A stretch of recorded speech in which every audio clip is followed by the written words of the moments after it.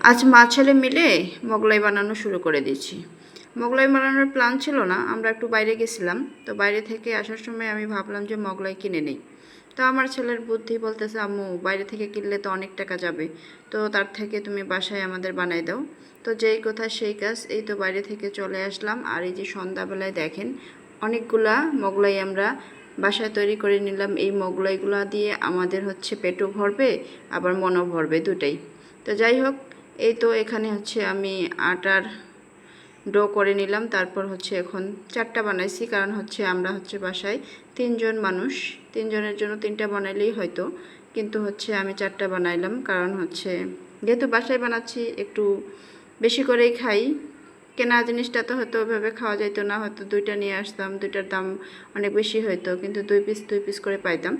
তো এই তো আমি হচ্ছে আটার রুটিটা বানাই দিলাম, আর আমার ছেলে এদিকে ডিমের ইয়েটা করে দিল। তারপর হচ্ছে আমি একটা আগে প্রথমে বানাচ্ছি যে কিভাবে বানাইতে হয়। দেখেন মা ছেলে মিলে দুইজনই নাস্তা বানাতে বসে পড়ছে। আর আমার ছেলে কিন্তু খুবই কাজের, সব কাজেই আমাকে মোটামুটি হেল্প করে বাসায় থাকলে। আর এই তো বানানো আমার একটা শেষ। তারপর হচ্ছে আমি ভাজতে গেলাম, আর তারপরেরগুলো কিন্তু সেই আমাকে বানিয়ে দিয়েছে, আমি শুধু ভাজতেছিলাম। আমি উপরে ভাজতেছি দাঁড়িয়ে দাঁড়িয়ে, ও নিচে কিন্তু এগুলো আমাকে সব কিছু মানে সবগুলোই কমপ্লিট করে দিচ্ছিল।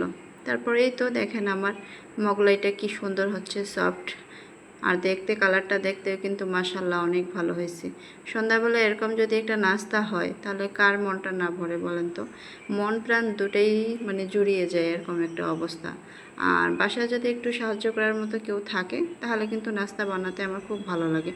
কিন্তু সাহায্য করার মতো কেউ না থাকলে তখন আর মন চায় না, তখন কোনো মতো একটু বিস্কিট টোস্ট খেয়ে নিতে মানে খেয়ে নিলেই মনে হয় একটু ভালো লাগে, বা একটু খেয়ে পানি খেলেই হয়ে যায়।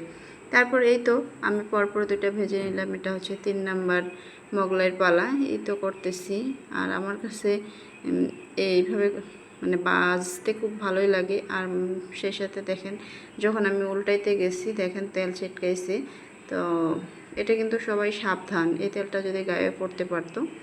তো আমরা দূরে ছিলাম, গায়ে পড়ে নাই, বিপদ থেকে একটু রক্ষা পেয়েছি। তারপরে এই তো পরপর আমার 4টা মোগলাই বানানো শেষ। এখন হচ্ছে আমরা চলে যাব আমাদের হচ্ছে নাস্তার। সন্ধ্যাবেলায় নাস্তায় এরকম একটা মজাদার নাস্তা যদি বাসায় থাকে তাহলে মন্দ হয় না বলেন? আর আমার ছেলেদের হচ্ছে সন্ধ্যাবেলা মাস্ট বি নাস্তা লাগবে, মানে কোনো না কোনো একটা নুডলস পাস্তা বা কোনো কিছু বানাই দিতেই হবে।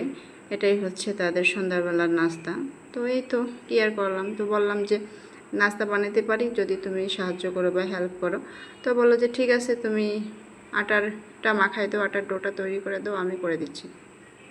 আর এই তো মোগলাইগুলো আমাদের কাটাকাটি শেষ। এটা হচ্ছে ছোট বাবার জন্য প্লেট দিয়ে দিছি, তাকে একটা পুরো মোগলাই দিয়ে দিছি, ও খাইতে পারবে। এগুলো জিনিস খুব পছন্দ তার, সে এগুলো সব সময় খায়।